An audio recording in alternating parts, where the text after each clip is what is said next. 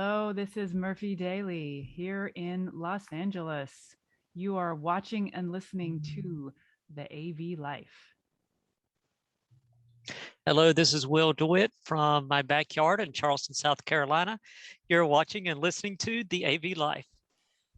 And this is Tim Van Wert, your host. I was wishing I was in my backyard, but Hurricane Ida had other plans for me. And you are watching and listening to the AV Life. So welcome back, everybody. We took another week off as I'm in higher ed, and a bunch of our people are in higher ed. As you can see, there's only 3 of us here tonight. We've made a battlefield promotion for Will DeWitt, and we have escalated him to the rank of crew member for tonight, because it just didn't feel right making you a guest. Will, you've been here so many times at this point. It had to be done. It was only right. I'll take the honorary title. Deserve it. Well, yeah, if somebody offered me an honorary doctorate, I'd take it. It's like, yeah, I'll get the title with none of the work. Yeah, I'm okay with that, so but yes, you should really earn your doctorates. Not putting down the honoraries, but in higher ed that means something, I know. So so how we all doing? Because yes, I wanted to be outside on my deck. That's why we're recording a little bit earlier. This is recorded on the Wednesday before Labor Day. This is going to come out on Labor Day, so happy Labor Day. So hopefully everyone's enjoying their day off, if you have such a day. So I was supposed to be out on my grill. Yeah, I was supposed to be out on my grill. I was got a beer in hand, and it's pouring rain, and seems like everybody else is dealing with other things as well. So hopefully those who, it's roaring fires. Well, yes, that's another thing you can't be outside for. Yeah, there's all these people who had plans to go for the weekend. Are like, okay, where we were gonna go is all on fire. Can we get a refund? And they're like, no. It's like, yeah, well, I know some people want the world to burn, but we don't really need to like literally burn like that. Just no, we can't have that. So Will, I mean, you were telling me before we got started recording, you survived your first week of the semester. Oh yeah, like a lot of AV people, I'm sure there's several things we could all think of we'd like to burn down, perhaps, or spontaneously fail, combust. No, mostly certain devices that need to die, but everybody's got those. So yeah, everything's going great though for the most part. The guys are running around fixing things. We've been just keeping up with the service calls, but so far it hasn't been too bad, so that's been nice. Yeah. Well, as we record this, today was our first day of the semester at Rutgers. So we had some small fires to put out this morning, and like some loose ends that needed to be tightened up, but metaphorical fires. Yeah, metaphorical. Yeah, oh yes, no. Metaphorical. Yes, I'm sorry, Murphy. Yes, metaphorically speaking, fires. Yes. Yeah. Although with the rain we had today, they wouldn't have lasted anyhow. So, so we survived. And yes, I'm very cranky with a manufacturer right now, but yeah. So without going protect into the innocent. Yes, protect the innocence. So when you're dealing with an organization, higher ed, corporate, doesn't matter, and they use a specific manufacturer's product, and you are the competition of said manufacturer's product, and you have the opportunity to make a good impression with this client, you should be doing what you can to make the experience, even if it's only 3 of these items, to make it better for that client, to possibly then generate more business in the future. I feel like, I know things are crazy right now. I know things are different right now, but don't take the attitude of, oh, well, we're the only, what's the phrase? Game in town. Game in town. Thank you. We're the only, we're not, don't take that mentality. Say, I want to be a team player. I want to give the best customer experience I can, and then maybe we could build upon it. And the manufacturer took the other road and made it very, so basically of the 3 items we ordered, 2 of them were damaged. Oh, that's not good. And they're pricey items. Let me just put it there.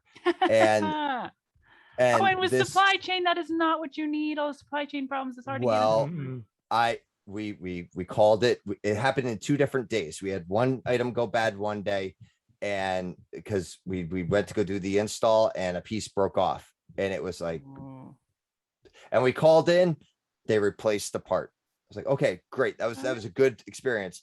Good start. The next day we did the next install, a different item on a different piece broke. We called in. We were like, this next item was more than just a regular like part piece. Like it was a very structural. Right. And this one actually was damaged during shipping. And then it was, well, if you look at the customer, you need to go and open up all the boxes and look in the boxes before you accept them. And it's like, yeah, but they like from an exterior visual thing, it was fine. Like there's no damage to the boxes. There was nothing around, and and then it was, well, you call these companies, they'll do the repair for you. Like, yeah, it was becoming our problem. Like when you get an email from the sales rep, that's like a 3-page long email of the entire contract that apparently you agree to because of buying their product, which you don't see in advance. I don't remember seeing that. Like it was just we got a quote for the parts we needed and it was shipped to us. And it was like, oh, well, here's your agreement that you agreed to by purchasing our product. And it was like, clearly you're missing this connection here. Yeah. And let me just put it to you this way. We're not buying that product again because you know what? It may take longer for the other products because the product is back ordered, but I know it's going to work and I know it's going to arrive to me in one piece. And if I have trouble, customer service is going to take care of me and they're going to help work something out for me. And I don't know about y'all, but we can have things come in, especially if we're busy, receiving, shipping's busy. It all comes to the central warehouse. It could sit there for a week or 2 before we even know it's arrived. Mm-hmm. Yeah, no, it's sat for exactly it's sat that for thing 2 weeks. Happen. Yeah. Yeah. And as a person in the role of the supplier, you do not tell the customer that. And that is a problem. I have had to take care of that many times, and it's no, that is not your job as a customer to deal with that. It's your job. Yeah, no, and find somebody and let me tell you, we also involved the distributor, like the one that we purchased it from, and they got involved too, and they wouldn't budge even for them either. So there's something really disconnected there. So yeah, cut that. Yeah. And there's a reason that we've never strayed from that. So yeah. All right. Well, I felt good. It felt good to bring that out there because I've vented to my coworkers and things like that. But it's, you know what? This pod is informative. This is the AV life. This happens. You got the thing that when I was project managing on the side of the supplier, manufacturer, whatever, retailer, installer, that would be my problem. Right. And that is what all of us would gather right away. We got to take care of this. We got to take care of this. And we would never have it come be yours. And if anybody in the customer situation ever has to experience that, now they can know. Guess what? There are plenty of places that won't make it your problem. Now you know how to pick.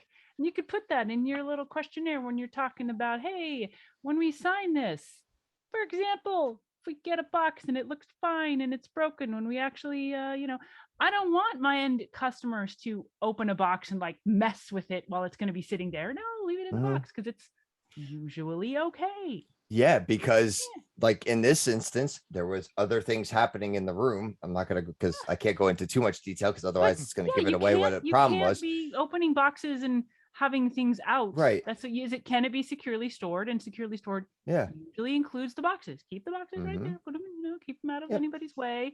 And then you open it up. And if you open it up and then discover that something's not right, then you got to go through all those pain in the butt Right. processes, but that's why the resellers have the staff to handle that. Right, exactly. And that was the thing. And like, or like have a technician or a relationship with multiple like integrators or other people that can take care of your repair work and not just try to toss it back off on the client who is also short staffed and is also trying to finish things before the start of semester. It's like, if we're telling you we can't do this, like we do not have the staff to do this, then you need to help and make that situation happen. And, you know, manufacturers like Samsung had this cool thing that they did. If something came to site and it was busted, they had a really good way of doing advanced replacement. They handled it beautifully. And that's why Samsung is a good place to buy from. Yeah. You're like, okay, that. Oh yeah, their white glove, the white glove surface is great. Yes, I will. Yes, I will say that. Yes, it is good because they deserve that recognition. You know, we've had good experiences with Samsung as well, along with a bunch of other, you know, display companies that we've worked with over the years. Just as an example of one thing, like make it easy. These problems show up and they don't have to be problems. They can be a point of, hey, wow, these people handle run-of-the-mill problems very well. We're not going to have any work done that has zero run-of-the-mill problems. But if we know they're going to handle it well, then they get up on the score. Our number one source of broken items is Amazon. We've had to work because I'd rather buy, you know, commercial displays. I'd rather buy from vendors. I'd rather buy from Samsung. I'd rather buy from anyone, but sometimes you don't have that choice. And we've learned to keep track of those boxes because as soon as they come in, we've got to open them and test them because otherwise they'll sit there for a month and then we finally go to pull it out and it's broken and then it's a pain to take care of. And they say, oh, I do have to go that on was bought 35 days ago, but the warranty was. Yeah. Have you had to go on the great Amazon hunt for your packages too? Because I've had packages show up at different areas of my building. Like they don't like, because you get a different driver every, you know, other day. So it's not like UPS and FedEx and those guys where you end up with the same driver who takes the same route, who brings your packages. You get to know the guy, you give him a Christmas present, you know, or girl, you know, you take care of that person. Amazon, it's like, oh, whoever happens to grab my package that day. So we get things left at the loading dock, we get things left at the back door, we get things left at the front door. It's the weirdest thing. And then we have 2 loading docks too. Like we have a loading dock that's closer to my department, and then there's the mailroom loading dock. So sometimes things end up over the mailroom. But then if it gets to the mailroom, if it's not somebody they immediately recognize, like, and there's some, you know, there's some turnover in the mailroom for staffing, it gets sent to the main mail stop, like 2 campuses away. And so then you have to go over there to go find it or wait for it to circle back for delivery back to the building. So next day delivery or 2-day delivery turns into a week-long process because there's no consistency from Amazon. You know, oh yeah, several times a month we have messages in our internal Slack channel going, hey, as everyone's running around, could you keep an eye out for this package? If anybody's going to be over here, will you check for this? Hey, if you're over there, will you check for that? And eventually somebody will be like, oh yeah, I found it and put it in your office. Thank you. Like, oh, that came 2 days ago. It's been sitting on my shelf. I don't know who it was for. Yeah. Yep. Oh, well, never mind. I can go on. I've been negative enough today. It's been one of those weeks. So I don't need to be any more negative. Shall we take it in a positive direction? Yes, let's take it to the project management direction. Okay. Murphy, go ahead. Hey, you know, I was just messing around. Okay. I don't have a cute way of saying this. I like to have a cute little, you know, soundbite, but the takeaway, and I'll give the background, but the takeaway is be ready to be light on your feet. Be ready to act. Okay. So you're giving us the punchline before you give us the joke. Okay, I see how it is. Yeah. Now this one, I actually was trying to see if I could do it, and I think I can. You guys, you want it? We're gonna get fancy tonight. We're gonna get fancy. Oh. Check it out. Oh, look at that. I hope OODA. I have it set up to share content. So don't. Oh, well, I'll share it with you guys. I think so. I think I do. So we'll see what happens. Okay. This is the it's an action response cycle. And in the military, it's known as something fancy. I got to tell you, project management was really well defined. A lot of project management things were really well defined in the military. Things like the landing on Normandy Beach, figuring out figuring out how to shoot a missile from a submarine was super cool. That was Polaris, and the moon landing, all these fun things, right? Okay, so this is actually something called OODA. OODA. It's very military sounding. OODA. Yes. OODA. Oh no, sorry. I like it. You can chant it while you're crawling through the mud, right? OODA, OODA. Yeah, the Marines would say it. I think I can see them doing that. It's observe, orient, decide, and act. And maybe covering the A over here with the actual pictures of people. But so this is the action reaction cycle. What you need to do is be able to see what's going on, what's happening, figure out where you are in relationship to what is happening, decide what to do, and act. Action reaction. So somebody's taking an action, you figure out first of all, what it is, what it means to you, and take your reaction. So it's really important to be ready to act in a changing environment. Mm-hmm. And that is super important when it comes to project management. I'm going to stop sharing now. And if anybody can't see it or is just listening to the audio, you can look at the same thing. I was just showing a graph with all kinds of lines and arrows from Wikipedia. I'll get it. Okay, okay, so then I'll grab that and I'll put it up on the website. So if you're missing, because now, so yes, you're seeing this on September 1st. The month of September means a new edition and new layout for higheredav.com. And so under the AV Life website, you will be able to find this graph that Murphy was sharing. If you're not seeing it, or if you're just listening to it, so yes, we will make sure it's there. So yeah, I mean that's geez, I feel like higher ed is like when like early on when I learned like what's happening. Honestly, okay, when I had to change careers from being a senior network engineer for Kaiser and change to being a project manager, it took me a long time to reorient myself because I'd taken a long time to get good at that particular job and to reorient myself to the change I wanted to make. There was a change that wasn't happening. I was putting myself into that change by getting educated. And then I wanted to act so that I got educated, but I didn't know how to make myself look like the type of person that someone who needed a project manager would hire. So I had to orient myself to that. And one of the great things that a dear friend who I'm still, and is still one of my references, said to me, she said, write your resume showing the things that you would be proud of if you already had this job. That makes sense?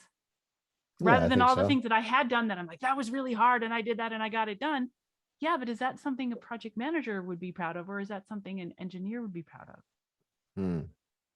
And define it in the words that a project manager would use rather than the other things. And so okay, so yeah, more like defining the deadlines and things like that you met, meeting budget expectations, things like that, as opposed to like, here's the cool technical stuff that we did and you utilize this, that, and the other thing. I get it. Yeah, that makes sense. And how I manage teams to get the work done across space, rather than just the work of changing a piece of equipment, So being able to figure out what is happening, because I spent like a good several months, if not a year, just going, how do I make a shift? I don't even know, because I was really into my groove. I couldn't even observe. And I'm like, and then I had to reorient, like, and it took me a minute to go, okay, what would a person do to orient myself to that frame of mind? And then I decided to start sending out applications and act and get that job. So this is one example. But these, like when your package is lost, observe that it's gone. Where is that package? Yeah. Orient yourself. Where might it be? Where And do do they all go? these things. Yep. Otherwise, you have to be able to quickly respond to a changing environment. And boy, oh boy, environments, they be changing. Yeah, especially I was gonna say I can imagine like a VIXA and all these other conference companies or organizations are doing a lot of their being nimble on their feet with their OODAs. Yeah, so considering they keep changing things for Infocom and CEDIA, which is, as we are speaking, is going on right now. And I realized I tried to invite Chris Netto tonight, but I'm sure he's busy with I think he's here in Jersey right now. I don't think he made the trip to CEDIA, but no, that's right. He is at home. I saw that on Instagram. But he's still involved though, I think. So I'm sure he's doing his Netto magic. Yes, exactly. So so I'm getting excited. Speaking of which, I'm getting excited for Infocom. We're getting there, and I'm nervous of things still changing a little bit, and that's I'm observing what's happening, and I'm trying to orient myself with what the latest things are happening. I'm going to decide on if I'm still going or not. So yeah, that's where I am. That's kind of where it is. Yeah, and I've been hearing. I think you were struck by a ghost, Will. Yeah, that was weird. I don't know why. It's been happening occasionally. It just all of a sudden it goes white on you, and then it's not like you go blurry or anything like that. It's almost like your white balance acts up. I was playing with different cameras and settings and stuff, and the sun is setting behind me. Okay. So that could be something about what's going on anyway. Yeah. Sorry. All right. I'm trying to fix it real quick. No. It was, no worries. Well, Murphy. Speaking of school starting, I know your semester at Rutgers started, Tim. Yep. My daughter started junior high. This is her very first day of school. Ooh. Yeah. Ooh. Yeah, it's pretty exciting. Are they still in school? Excuse me? Oh yeah, I saw her just go again. Sorry, I was making a joke. I asked if they were still in school. Well, they finished at about 1:00, but yeah. So, but it was really good for her to be around other people. And it went well. It did. It did. Good. Oh, this is cute. Okay, you have to. I could talk about her forever. I'm good.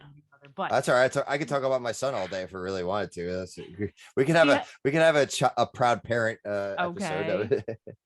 But go ahead. She had to think about the outfit, first impressions. Said, of course. You can never make a first impression twice. So she's like, what should she wear? So this was thought about, and she really wanted a nice suit jacket, like a blazer. So being a woman size 4, this is awesome. Gentlemen, as a woman, I can let you know, Tim's looking scared, but women have a way, I don't know, men may too, have a way of sort of still growing in our adult years. So many women find themselves growing out of clothing. I still grow out of clothes. Right. For different reasons, but yes, I grow out of clothes. So the small sizes are easily found in the thrift stores. So I got her a little size 4, very nice kind of designer little jacket. So she's looking fancy. It's got some nice kids, good. Yeah. So, and gold buttons, very, very looking good. It's black. It's all, looking fancy. And so she's set with that and some leggings. So it's super comfortable. But she said, I said, so you really want to wear a blazer? She said, yes, because all the people in stock photos wear blazers.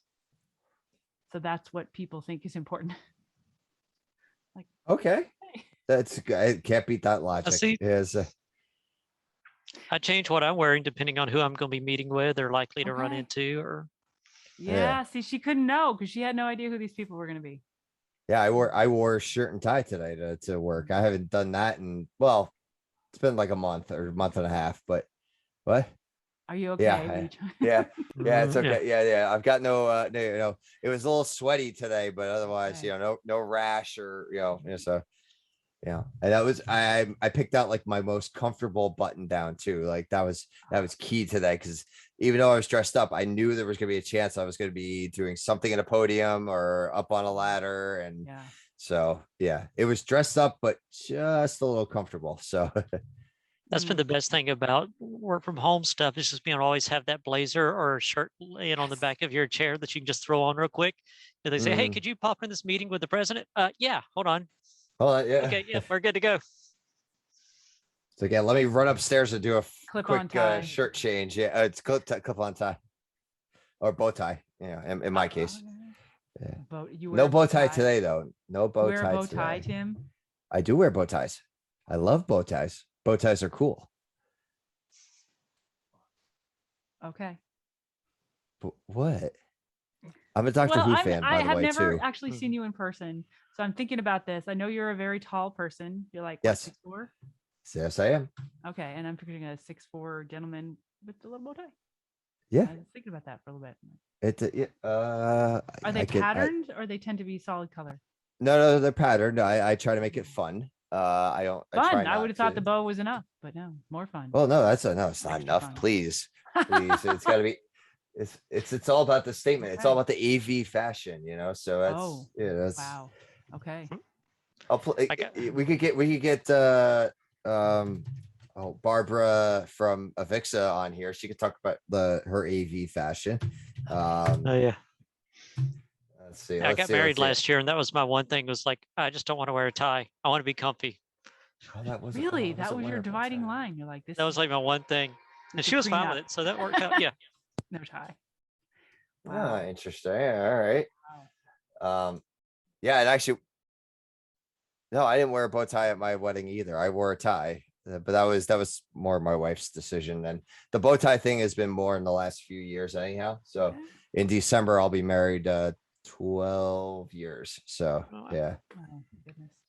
Yeah, I knew I was gonna be running around all day and doing stuff and helping with things, and I don't like them anyway. So it's just like one thing. Like, can we just I will wear whatever else. Doesn't matter. So okay. Well, you gotta let you gotta negotiate these things. Let your requirements be known. I'm looking for, like, I had a black bow tie that had little skull and crossbones on it for Halloween, and I have one that's like a blue one with like stripes. Like I try to keep it. Squirts water. Not yet. I gotta get that. Maybe that'll be an Infocom one. Although maybe not acceptable with the mask mandate and everything like that. So like, you could put Lysol in it. Lysol. Oh wow! You need some hand sanitizer. Someone coughs. Oh yeah. Get your germs away from me. I like it. That's funny. Yeah. So wow. I'm not seeing any good pictures of me with a bow tie. But yes, I have worn bow ties, and I have a few. I don't have a lot, but I have a few, and I do like to lean towards them when I dress up. So yeah, I tend to dress a little bit more, I don't know, business casual, a little bit more upscale, whatever. I can't think of the right word right now. When I'm at work, that I would prefer, just because, formal. Thank you. There you go. Just because you never know who you're going to run into or what you're going to have to do, and you don't want to walk in to fix a board member's room in like a t-shirt and shorts if you're not a student. So. Well, I will say I've never. That is like the limit of the dress code for my department, is that jeans and a polo is about as far casual as you can get. So for almost that exact reason. Plus, if I'm moving like a screen or a projector or something like that, I don't need like a cutting my leg on something because I'm wearing shorts, and I can't climb the ladder. A real thing. And OSHA frowns upon flip-flops on ladders. So, it's okay. I'm not wearing shorts, but there are times when I'm wearing nylons, and I'll go past the edges of the boxes, and they just your leg. Yeah. So that's a thing. Yeah. I started wearing nylon so they'd be tougher. Guys don't have that problem, I will say. Although you can see it, but like as a woman, you are allowed to wear a skirt or a flowy dress, but guys can't do that. Yeah, I've ruined several pairs of khaki pants though. Yeah. Just getting them caught on things, or all of a sudden I wind up in an event and everything just goes to pot, and I have to dive on my knees and just start crawling underneath the equipment and start rewiring. And in 2 weeks, I ruined 2 pairs of pants doing the exact same thing. I was leaving a closet, an AV closet. I had my keys on a carabiner on my back belt loop. I turned to leave the closet. My keys managed to fling up, catch the handle of the door, and the door closed and ripped my belt loop. Gotta use that on 2 pairs of pants. What's that? Gotta use that system on a loose tooth. Yeah, I know. It's just what I should have done for my son, and he's that power for good. Yeah. Well, it's a Kevlar pull cord, so I know it's strong. So at least, yeah. And I reached out to the manufacturer after, because the first time I did it, I broke the pull string, and it was within, I don't know, a couple of weeks of me purchasing it, and I sent them the pictures, and they were like, "Oh, okay, yeah, we'll send you a new one." And in a week, I got a new one. So, and that was an Amazon purchase, by the way. So that was great customer service there. And I will buy that. I will buy that pull string keychain again. I know a bunch of people that got recently scammed on an AV purchase from Amazon. Ooh. They're all getting their money back and stuff. But it was one of those things that actually looked legitimate. But then as people started digging more, it kind of came out that it wasn't. And so now it's been interesting to see the fallout, because these are very tech savvy people that know how to work Amazon and work the internet. So I don't know. But I guess that goes back to our thing earlier about purchasing, especially for schools and stuff, from people and can a throat to choke. Yeah. Well, and I always get a little worried when I get people that are sending me Amazon links of the latest craze has been those portable amplifiers, the ones the little belt clip, and it's got the wire with the microphone, and it's a tour guide, a tour guide type thing. And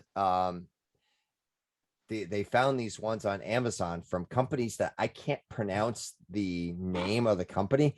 And I was like, I don't think you should buy them. And they go, well, we're going to buy 100. If 75 of them work, great. I'm like, so you're willing to waste money instead of going to buy the pile one from B&H that we could have a warranty, and they're in New York City, as opposed to, I don't know where, Amazon. It's but that's what they did. They went and ordered them. And I went, all right, good luck, and may God be with you in your quest. It's well, what else am I supposed to tell you? Again, similar type of situation. It's tech savvy people that they're looking for the best deal, and they're just giving them out to the faculty. And it's all right, well, I'm not supporting it, but you asked my opinion and you ignored it. So we did the exact same thing last summer with the little tour guide microphones. Yep. We ordered 3, found one that was decent. And I'm like, here you go. If you really want to do this, we're not saying you should, but we wound up going with some Bluetooth microphones that have their own issues. But that's we didn't even go down that road of Bluetooth. Yeah. Bluetooth was we're not dealing with Bluetooth. There's no good USB easy install microphone option. I feel like, I mean, yes, there's Shure and there's some other manufacturers that are good, but I'm looking for something a little more robust with a larger spread. And I know STEM has some, and yeah, but I don't want to spend like $3,000 like on a Shure 4-foot Dante microphone with the Dante receiver, and then you have to have a PoE switch. It gets involved when you want something like that, and at that point, it's like, well, I might as well just install something nice. But yeah, if you're looking anyway, if you're trying to come in like $20 or so, you're not getting it. That's not happening. Oh no, you're not. But I was looking for like, but yeah, people are like $300, like $300, like a nice, like just something basic that I could take it to a classroom, plug it in USB with a USB camera for a faculty member that said, by the way, I have a student who caught COVID and I am, I need to present to them now, instead of me going in to install a microphone and install a camera. So it's, maybe there's something out there, maybe something we missed, but in the moment, couldn't find it. Can I give you a secret news flash about COVID? Ooh, yes. I like breaking news. Yes. So COVID, turns out it's got like all these weird symptoms, right? Yeah. Oh, well, you get sick, right? You have fever and you can't breathe and stuff, right? Okay. So people knew this stuff, and that's all on the news. And then they're like, well, you can't smell and you can't taste. Okay. So that happened to me when I got the COVID at the beginning of August. But it also had an eye part. It affected my vision. Really? Yeah. And so just yesterday, this is what it felt like to me. I imagine people might experience this different. I'm sort of sharing it with you because I don't know. It seems like people ought to know this is a thing that can happen, because they don't know. They're like, oh, COVID. Nobody kind of knows exactly what the heck is going on with it. It is a novel virus. So what happened is, I don't know if you guys ever have this happen, if you get like when your eyes are shut and there's like a light behind it, your eyes are shut, but you have like a light in your eye. So I had always had just kind of something that happened every once in a while when my eyes were shut. Well, it got like stronger during the COVID. It was in the same spot, but it was really stronger. And then when I opened my eyes, it was almost like when you look at the sun and that part is dark. Like if you're looking at a really bright light and you look away, then it's like really dark right where you're looking, like that. So that was kind of happening when I was tired. It wouldn't last very long. It would kind of go away. But that was happening. And also, so that went on for like a couple weeks, and I'm like, is something wrong? I'm like, it happened at the same time as COVID. So I'm like, it must be related to COVID, but maybe it's something else. I don't know. So I called and I like, what could this be? And they're like, well, why don't you have it checked? And it took them forever to schedule an appointment. So the appointment was yesterday. And I went in and they checked me. It had already gone, but the ophthalmologist said, yes, she's seeing people with eye symptoms from COVID. And she called it, from her perspective, white spots. Yeah. So she would like see little white spots on the person's eye. And she said that she had a colleague that actually had it and continued much longer. So this is a symptom that can affect your eyes. She said, you don't know how long it'll last. It does go away, but this is another little thing, I guess, trivia, whatever. I said, why isn't anyone talking about it? She goes, I don't know. There is some like articles and stuff in medical journals. I'm like, yeah. So anyway, I think that just proves how much we're still learning about this. Like, even after millions of people have had it, and tens of millions of us have been vaccinated against it, it's still like we're still just learning. Like I know it's coming on so fast and furious. Well, some people are learning and other people aren't bothering to tell people. I don't know where I'm pretty jaded at this point. I'm like, nobody's the free flow of information is not that free. So I was glad that she told me, and like, I don't know what's going on. You know what a breakthrough infection is? Somebody gets COVID if they had a out of vax. It's an infection. Yeah. So I hate to say, or I don't want to cross political lines here or anything like that, but there's always been a control of the information that's been going out, and that goes from this president to the last one too. So it's not where everybody exactly. there's only certain amount of information that anybody's going to ever find out at any time, unless you are, as they said in Hamilton, in the room where it happens. It's like, unless you're there, you're not going to know exactly what's, you're not going to find out how the sausage gets made. I was in the brain where the eye thing was happening, and now I share with you in case it comes up in your world. Now you know it's a thing. There you go. And it does get better. So yes. Yeah. So that's good. So it's only a temporary side effect. And but it could be a bit long-ish. Mine went away really fast, but I didn't actually have the physical white spots. It went away faster, but it can linger for a while, but it's not permanent, and there's no treatment for it. Yeah. Well, it's the same thing with the loss of taste and smell. Like you get it back. Well, I don't think anyone's actually lost it completely permanently yet, but it's taken longer, or some is shorter, and so yeah. But keep taking your vitamin D. Stay healthy. Drink your fluids. Other ways. Yes. So all right. Well, we're gonna make this a short episode tonight. So we're gonna kind of cut it off here. Just to let everybody get back to their holiday weekend, or wrapping up their holiday weekend. Or if you're back to work and you're listening to us, we hope you have a great week. Keep your head up. We're in fall now, or almost in fall. So, we'll see what happens. Be quick on your feet. Be ready to react. There you go. Yes. And don't take no crap from manufacturers. So, yep. Yeah. So, all right. Well, having said that, until our next adventure.